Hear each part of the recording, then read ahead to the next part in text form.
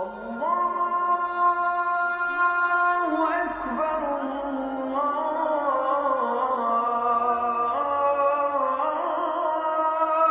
أكبر.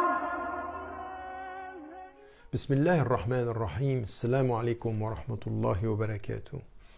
Nous avons parlé de Lot et de la situation de son épouse. Nous nous y arrêtons encore parce que ce qui est révélé par l'histoire de son épouse, la femme de Lot, est effectivement le fait qu'elle n'a pas vu les signes de son mari, qu'elle a manqué de confiance, qu'elle s'est retournée, elle a regardé derrière elle comme craignant ce qui pouvait la poursuivre et ne faisant pas confiance à ce que Dieu promettait, à l'espérance en Dieu, par Dieu et sur le chemin de Dieu, elle ne le suivra pas. Et encore une fois, ça montre que l'amour d'une femme, d'un mari, n'est pas suffisant à l'élection, elle n'est pas suffisant à trouver la voie. C'est ce qu'on trouve d'ailleurs dans le Coran, ce qui est dit à Lot et ce que Dieu dit: tout ce peuple qui est autour de toi va être détruit avant le matin, avant l'aube.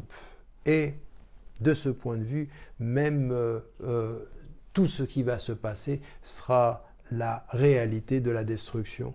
Et puis, ton épouse, il va lui arriver ce qui est arrivé. Ceux qui ont cru, ont cru. Et puis, ta femme n'a pas cru. Et ce qui est dit, « Illa mra'ataka innahu musibuha ma asabahum » sauf ton épouse, qui ne te suivra pas, elle, ce qui va lui arriver et ce qui va arriver à tous. Donc, à côté d'un être élu, à côté d'un être de savoir, de patience et de jugement, il y a une femme qui ne voit pas, qui ne suit pas et qui refuse.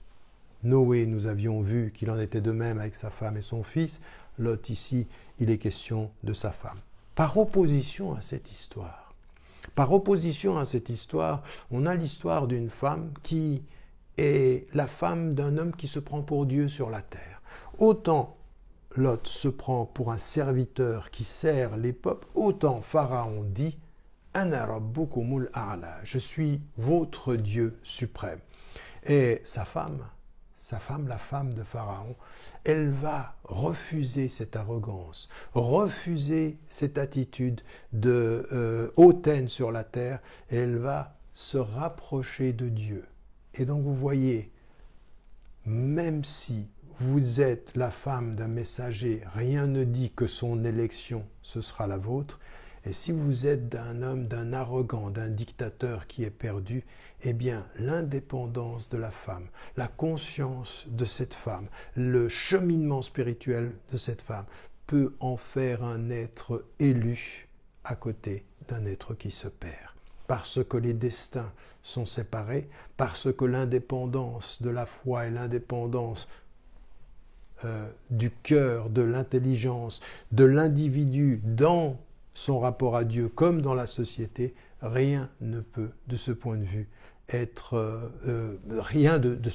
ne peut contraindre une femme à faire des choix contre sa conscience ou à agir contre sa conscience. Ce qu'elle fera à deux niveaux. Dans sa conscience, bien entendu, en parlant à Dieu, mais également, elle va être le véhicule du dessein divin pour sauver celui qui sera le messager. D'abord, ce qu'elle fait, c'est qu'elle suit son cœur. Elle suit son cœur. Elle n'entend pas l'ordre du dictateur. Elle suit son cœur. Et qu'est-ce qui nous est dit dans le Coran ? وَقَالَتِ امْرَأَةُ فِرْعَوْنَ قُرَّةُ عَيْنٍ لِي وَلَكَ لَا تَقْتُلُوهُ عَسَىٰ أَنْ يَنْفَعَنَا أَوْ نَتَّخِذَهُ وَلَدًا وَهُمْ لَا يَشْعُرُونَ. Et la femme de Pharaon dit, c'est la prunelle de nos yeux, pour toi comme pour moi. Ne le tuez pas, peut-être nous sera-t-il utile et que nous pourrons le prendre comme enfant. Et eux, ils ne se sont rendus compte de rien. Ils ne ressentaient rien. Ils n'ont pas vu ce qui se passait.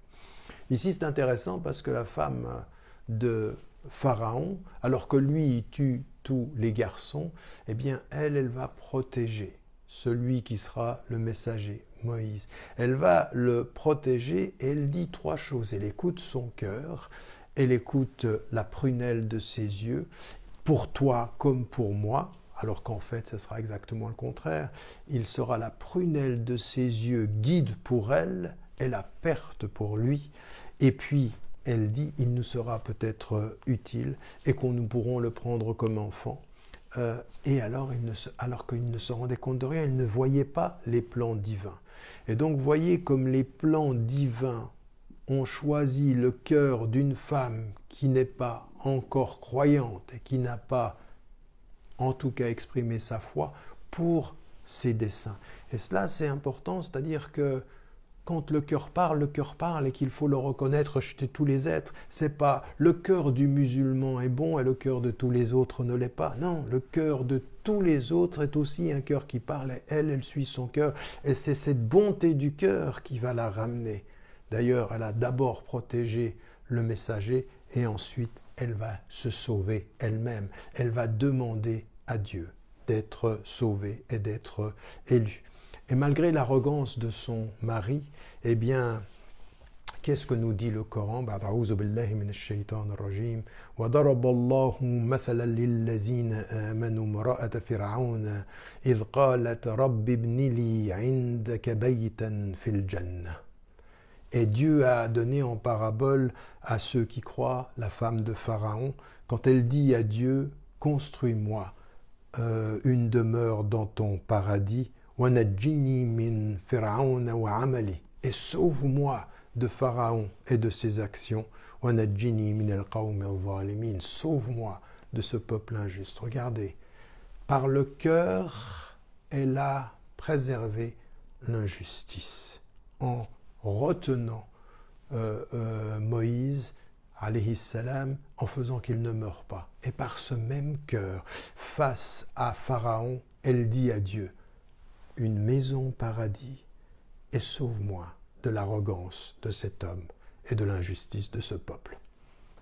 Et donc on le voit ici, une indépendance dans l'intelligence, une indépendance par la force du cœur, une indépendance par la conviction de la foi face au plus grand des dictateurs, même si ce dictateur était son mari, parce que ce que Dieu demande a été plus fort pour elle que ce qu'un mari impose, parce que, au-delà de tout ce que dit un homme, quand il est arrogant et injuste, cela ne peut jamais avoir raison de ce que Dieu demande pour la justice, pour la bonté et pour l'amour, puisque c'est le cœur qui d'abord l'a appelé. N'oubliez jamais de dire à ceux que vous aimez que vous les aimez. La vie est fragile. Allah